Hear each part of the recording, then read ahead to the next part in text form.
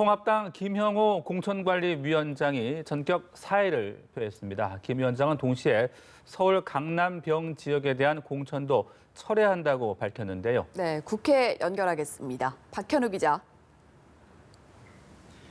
네, 김형호 위원장은 오전 국회에서 기자회견을 갖고 모든 사태에 책임을 지고 위원장직을 내려놓겠다고 밝혔습니다. 전격적으로 이뤄진 발표였는데 우선 김 위원장이 직접 밝힌 사퇴의 이유는 자신이 위원들의 뜻을 다 받들지 못했고 판단 실수도 있었던 것 같다는 것이었습니다. 그 구체적인 사례를 묻는 질문에는 언급을 피했지만 김 위원장의 사퇴 발표와 동시에 이뤄진 서울 강남병 철회 결정을 주목할 필요가 있겠습니다.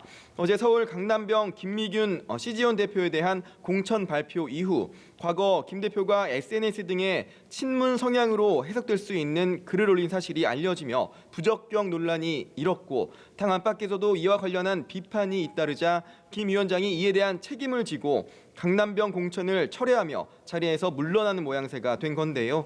이 같은 표면적인 이유에 더해 황교안 대표와 빚은 공천 갈등이 직접적인 요인이 아니냐는 분석이 나옵니다. 황교안 대표가 요구한 제2 요구 6곳 중 2곳을 받아들이면서 당 지도부와 정면 충돌은 피했지만 이 과정에서 공관위가 일부 결정이 잘못됐다는 점을 인정한 셈이라 공신력의 위기를 공관위 스스로 자초한 꼴이 됐습니다. 실제 공천을 확정했다가 번복한 2곳뿐 아니라 다른 지역에서도 공정성 시비를 문제 삼는 목소리가 점차 커지고 있는데요.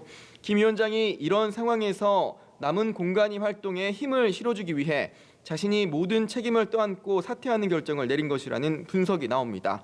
아울러 김 위원장의 사퇴는 통합당 선대위원장으로 유력하게 거론되는 김종인 전 민주당 비대위 대표가 공관위의 공천에 대해 강하게 문제 제기를 하는 상황과도 무관치 않다는 해석이 나옵니다. 네, 민주당 소식도 알아보죠. 총선이 33일 앞으로 다가온 가운데 민주당이 범여권의 비례연합정당 참여를 공식 선언했죠.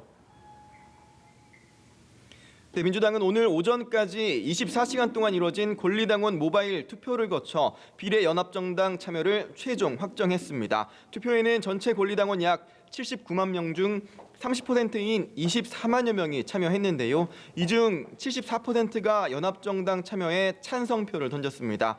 강훈식 수석 대변인은 역대 최고 투표율에 74%의 찬성률이면 사실상 압도적인 지지를 받은 것이라고 설명했는데요. 참여를 확정한 뒤 가진 당 회의에서 이해찬 대표는 통합당의 반칙과 반개혁을 응징하고 개혁과 변화의 국정을 책임지라는 당원들의 뜻을 받아들이겠다고 했습니다.